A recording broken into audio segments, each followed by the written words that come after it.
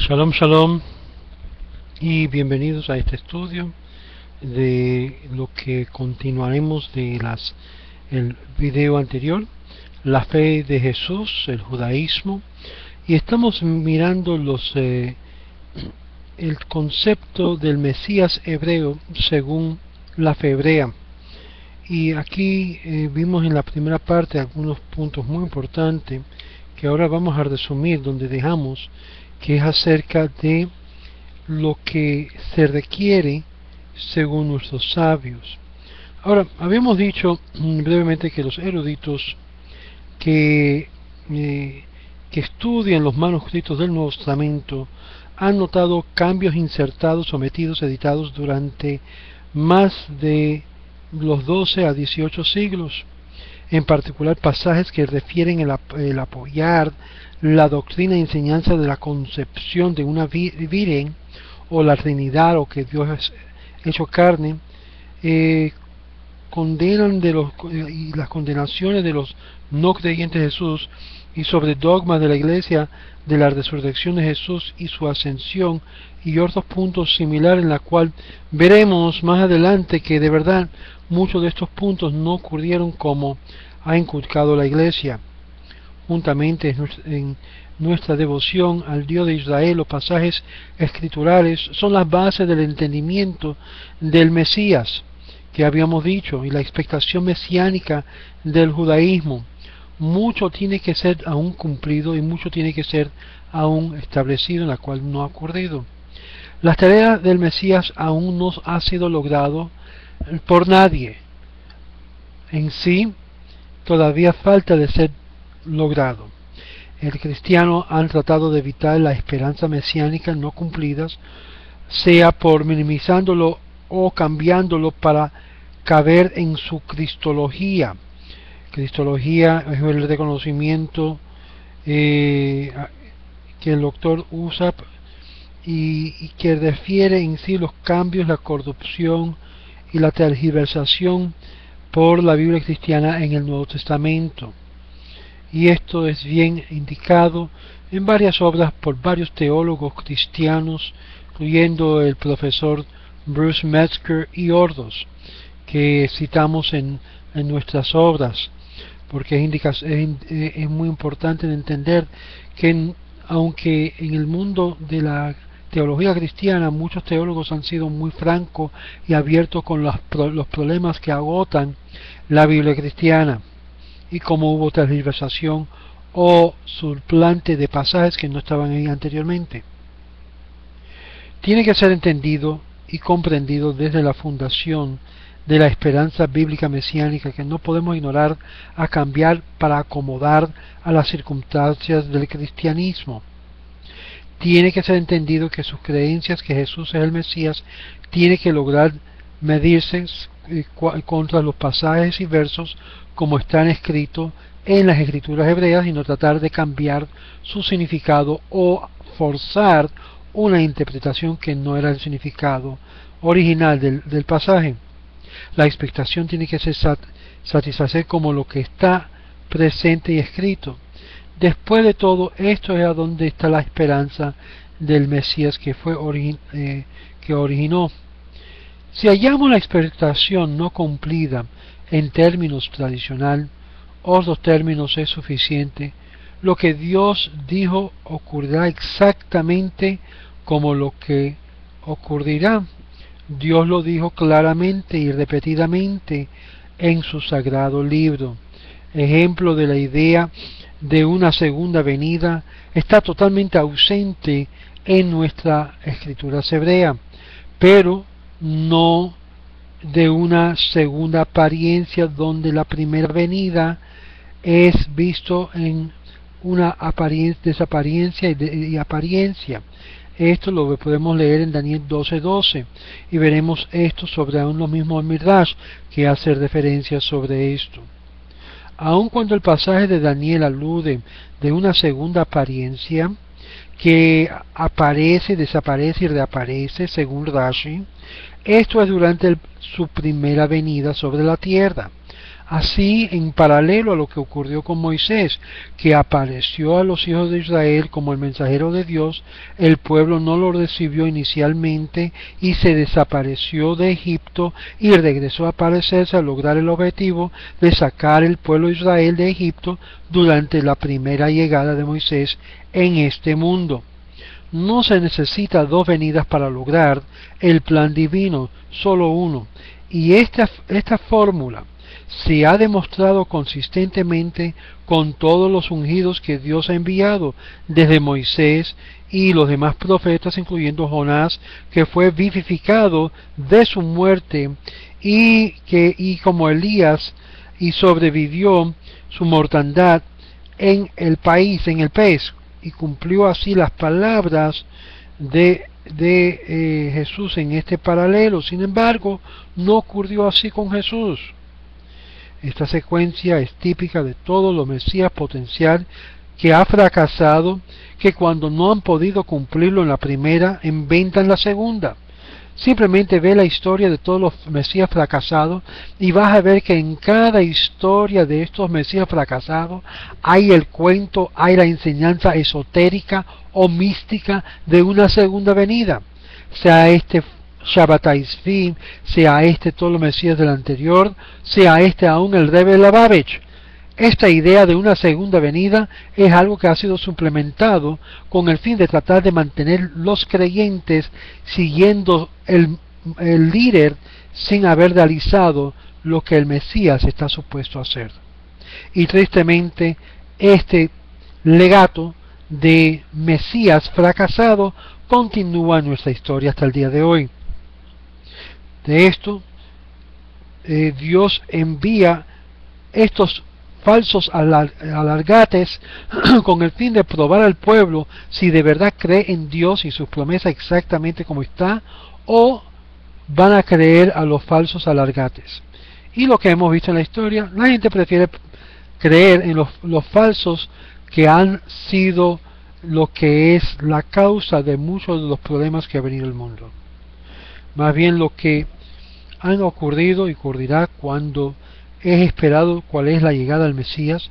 Los logros del Mesías no pueden ser legítimamente puestos para adelante a un tiempo futuro, en una segunda venida, no sea que es descrita explícitamente en esos versos sagrados.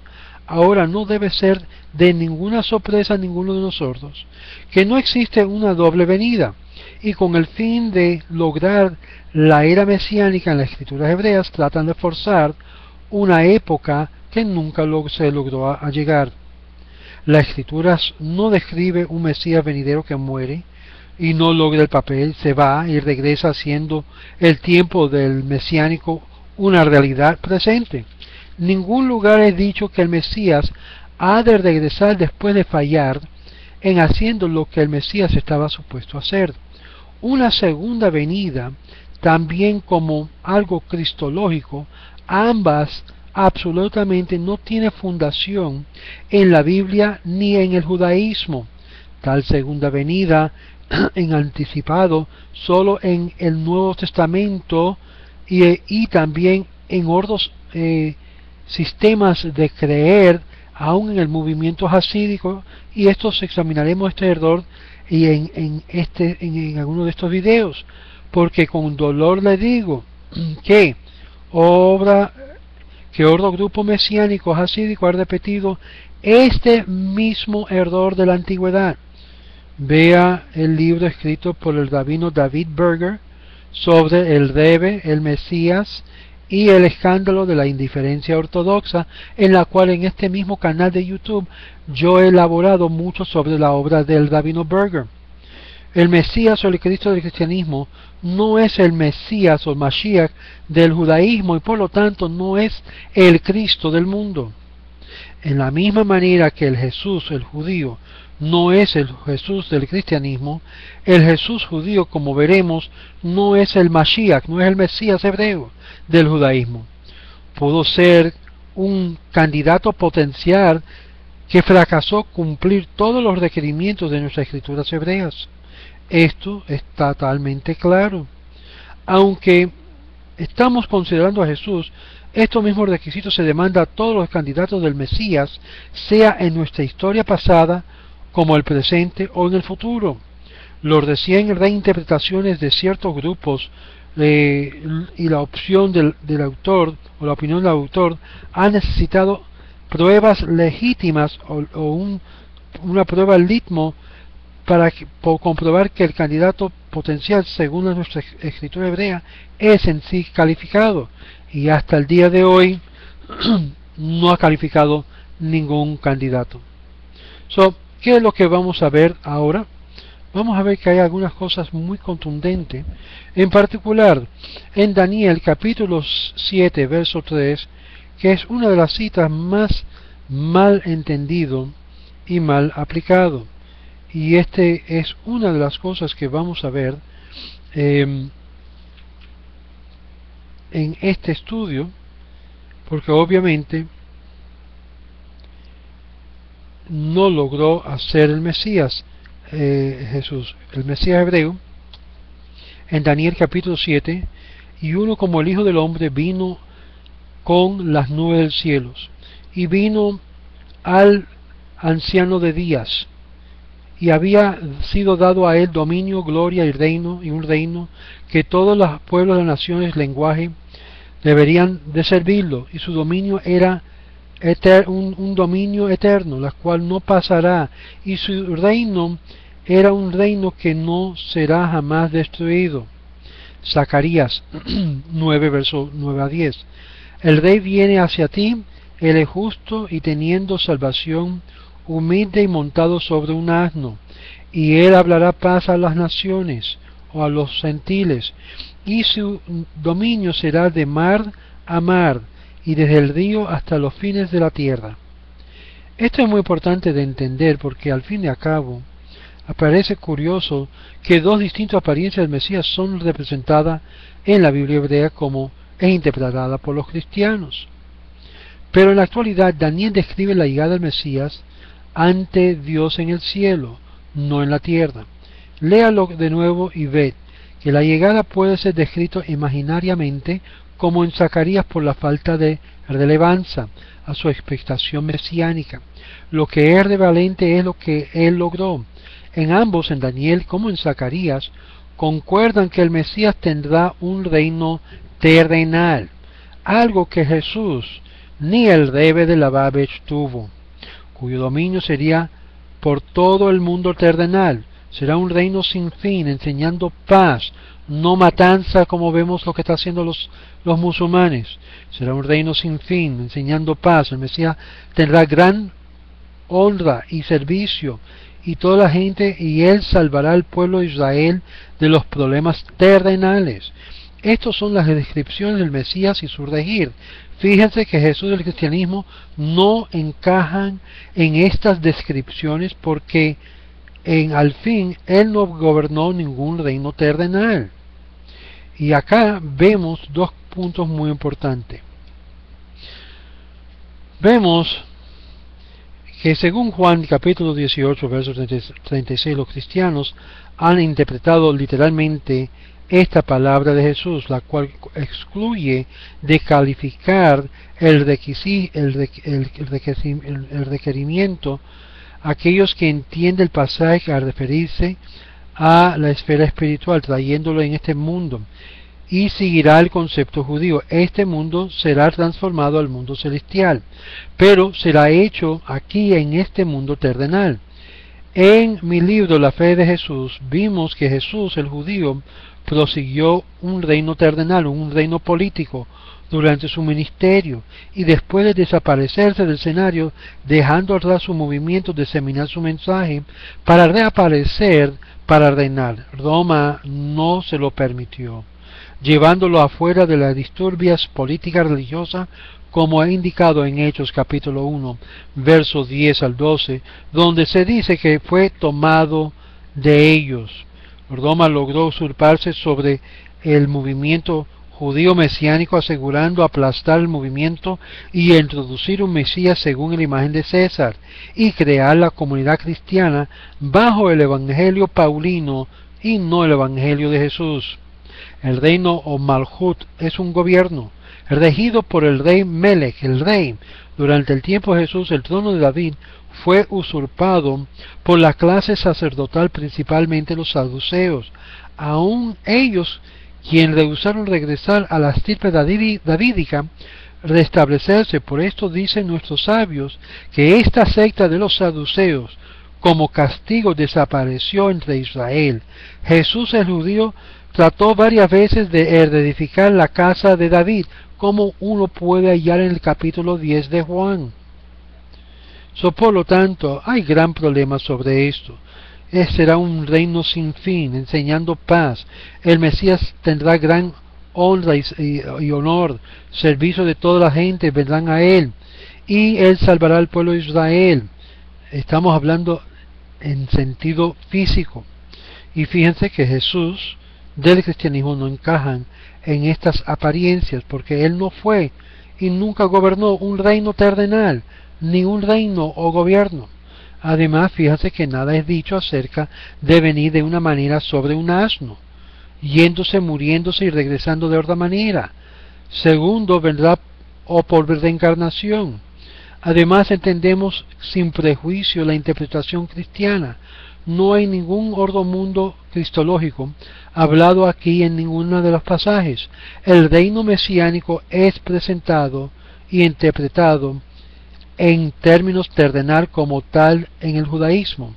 Así es interpretado por causa que así está precisamente escrito. No tenemos que ir más allá del significado. Daniel 2, verso 44. El Dios del cielo establecerá un reino en la cual nunca será destruido, y estará de pie para siempre. Daniel 7, verso 18. Pero los santos del más altísimo tomará el reino y poseerá el reino para siempre y para siempre jamás. Salmo 89, verso 3 a 4. Y yo haré un pacto con mi escogido, y he jurado a David mi siervo. Vuestra semilla estableceré para siempre, edificaré vuestro trono a toda la generación. Selah. Segundo de Samuel, capítulo 7, verso 8, verso 12 al 13, verso 16, y Primera de Crónicas, capítulo 17, verso 7, verso 11 al 12 y 14. Di a mi siervo David: te he tomado para regir sobre mi pueblo y sobre Israel. Y estableceré después de ti vuestra semilla después de ti. Estableceré su reino, y él edificará una casa para mi nombre, y estableceré su trono de su reino para siempre. Y vuestra casa y vuestro reino será establecido para siempre delante de ti. Vuestro trono será establecido para siempre. Dios dice acá, establecerá un gobierno que durará por todos los tiempos. En ella el Mesías y aquellos después de él regirá a su pueblo escogido Israel. El Mesías ha de edificar el templo para Dios y será para siempre, así como su gobierno será para siempre. No hay tal templo edificado ni por Jesús, ni por Bar Kokhba, ni por ninguno de los potenciales mesías de la historia que fracasaron, ni tampoco por el Rebbe de Lubavitch. No hay templo edificado, y fíjense que no hay tal gobierno creado. Jesús no logró ninguno de estos, aunque trató. ¿Y dónde vemos que trató? Vamos a verlo un momento. Baruch atah Adonai Eloheinu melech haolam shehakol nihya bidvaro. Si usted va a su Biblia cristiana, capítulo 2 de Juan, verso 19, y Marcos capítulo 14, verso 58, y Juan capítulo 10, del verso 10 en adelante, dice Jesús: destruye este templo y en 3 días lo levantaré. Destruye este templo y en 3 días lo levantaré. Claramente las palabras literales de Jesús fueron entendidas literalmente por los que estaban presentes. y aclararon el significado, siendo evidente que estas palabras no se cumplieron. Y el autor del Evangelio de Juan, entonces, después de que ya se destruyó el templo, inserta una interpretación distinta de la cual el mismo Jesús había indicado. Según varios eruditas cristianos, el Evangelio de Juan fue escrito alrededor del año 90 o hasta el año 120 de la era común. La destrucción del templo ocurrió alrededor del año 70 de la era común. Y aunque si diéramos que el templo fue edificado 3 días alegóricamente, él dice en 3 días como 1.000, sea 3.000 años desde que Jesús dijo esto. No se le puede acreditar a Jesús el edificar el templo, porque Él no está presente, ni estará presente, porque no existió tal interpretación aún los que estaban presentes. Cuando Jesús le dijo a esos fariseos y saduceos que estaban en el templo, destruye este templo en 3 días y yo lo levantaré, era claramente una indicación de que él podía reedificar el templo mientras que estaba en vida. Obvio, como vemos, no ocurrió como él había dicho, y por lo tanto se necesitó una nueva interpretación en la cual toma la forma de algo alegórico o no literal, que él hablaba de su cuerpo y su muerte. Eso se llama ser muy creativo con las palabras literarias que salió de la boca de Jesús. Pero aquí no termina lo que es las cosas problemáticas. También deberán fijarse que el Mesías mismo no existirá para siempre. Déjame repetir esto. El Mesías mismo no va a existir para siempre. Es su gobierno que durará para siempre, no él. Y esto es dado a los santos del Altísimo, que aún son que son el pueblo de Israel. Que son el pueblo de Israel, la cual se autogobernará. Esto es lo que dice estos pasajes, y nos importa entender todo esto.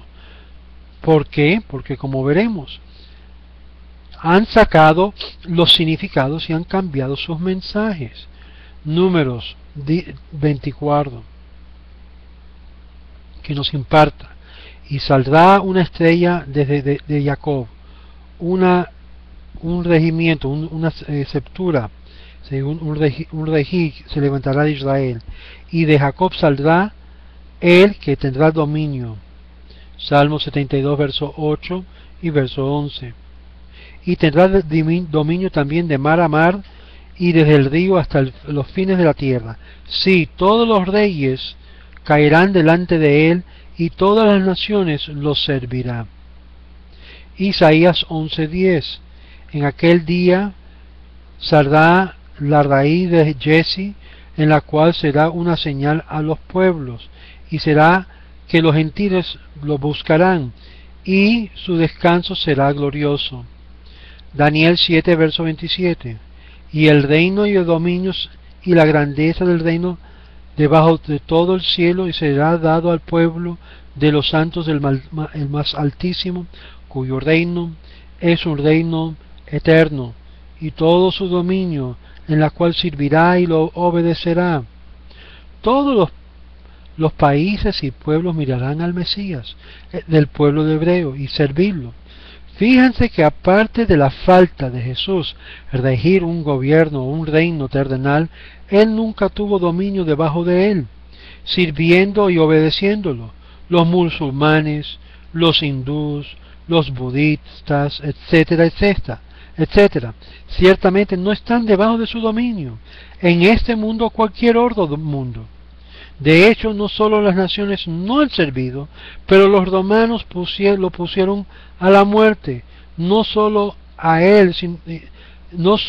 él no fue glorioso y obedecido, pero la muerte de Jesús estaba en contra de sus propios deseos y no gloriosos, colgado entre los ladrones.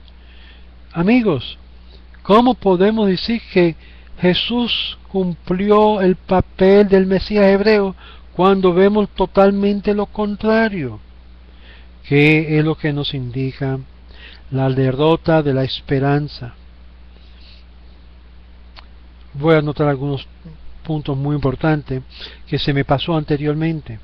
Según los evangelios, los romanos fueron que crucificaron a Jesús. En complot con ellos estaba la clase que traicionaron a su propio hermandad judío, entregándolos a la autoridad no judía, algo que según la ley judía está prohibido hacer, algo que los sabios prohibieron. Esta clase de, según los rabinos, fueron castigados por Dios por esto. No quieren relegar el trono para los de la estirpe davídica. Número 2, incitar odio contra los judíos y los celotes, sinat hinam, que esto fue la indicación por la cual nosotros celebramos lo que es la trágica destrucción de nuestro templo y de lo que resultó, todo por odio sin causa. Número 3, entregar a Roma a judíos que se oponían a la ocupancia romana sobre la tierra de Israel. Este concepto, el concepto que un judío muriera en vez de toda la nación, opera y está en este caso, pero no solo fue un solo judío, sino se desarrolló en una herramienta de eliminar judíos contra judíos, utilizando las fuerzas foráneas de Roma. Por esto, odio sin causa. El templo fue destruido, amigos, como establecieron en nuestra primera obra, la fe de Jesús. Jesús sobrevino la crucifixión con la ayuda de varios fariseos y oprimiendo que estaba en oposición de los saduceos, y lograron edificarlo. 40 días después lo sacaron de la región de la política que disturbaba la área.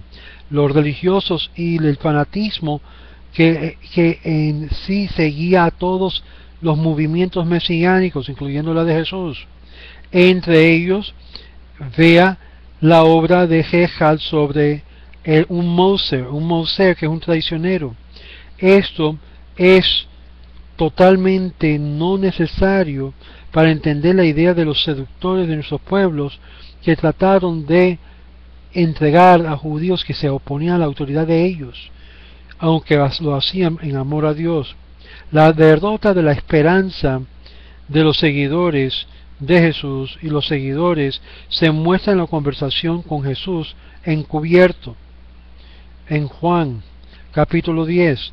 En ninguna manera fue triunfado, similarmente a lo que pasó con Shabbatai Tzvi y también con otros mesías que habían fracasado en la historia. ¿Qué hallamos acá en todo esto? No algo glorioso, no algo de grande hablar, sino totalmente lo opuesto. Pero vamos a seguir adelante porque hay mucho más que tocar sobre el hebreo, sobre esto. Isaías 11, versos 1 al 2, verso 4 al 5.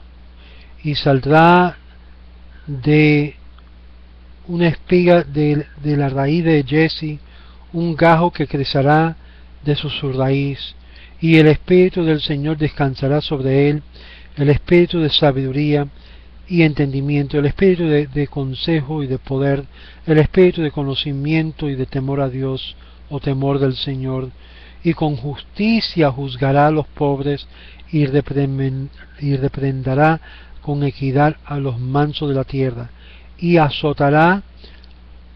azotará la tierra con lo que es la vara de su boca, y con el aliento de sus labios él matará al malvado, y la justicia será el vestuario para sus piernas, y fiel será lo que es la guardadura de sus entrañas. Jeremías capítulo 33 verso 15. En aquellos días, en aquel tiempo, causaré el gajo de justicia crecer hacia David, y él ejecutará juicios y justicia en mi tierra, o en la tierra. El Mesías hebreo, amigos, administra el deseo de Dios para la virtud y bienestar de los seres humanos en una manera justa y apropiada. Él hará ejecutar juicio y justicia para los pobres y los mansos. Fíjense que la designación de sus regir es la tierra, en la tierra, en la tierra. Esto elimina la interpretación cristiana que un juicio celestial y plenamente Jesús no fue entonces ni es ahora un líder en la tierra juzgando justamente en el reino mesiánico sobre la tierra como está descrito. Vamos a continuar estas series porque es muy importante entender las bases por las cuales nosotros rechazamos a Jesús como el Mesías y otros muchos que han venido a la historia porque simplemente no lograron el papel simple del Mesías, y parte de ese simple papel es reinar en un gobierno terrenal, no allá en el cielo, allá, más allá, más allá, más allá. El reino mesiánico es algo literal y algo terrenal. Shalom, shalom. Continuamos a ver estas series de el Mesías hebreo.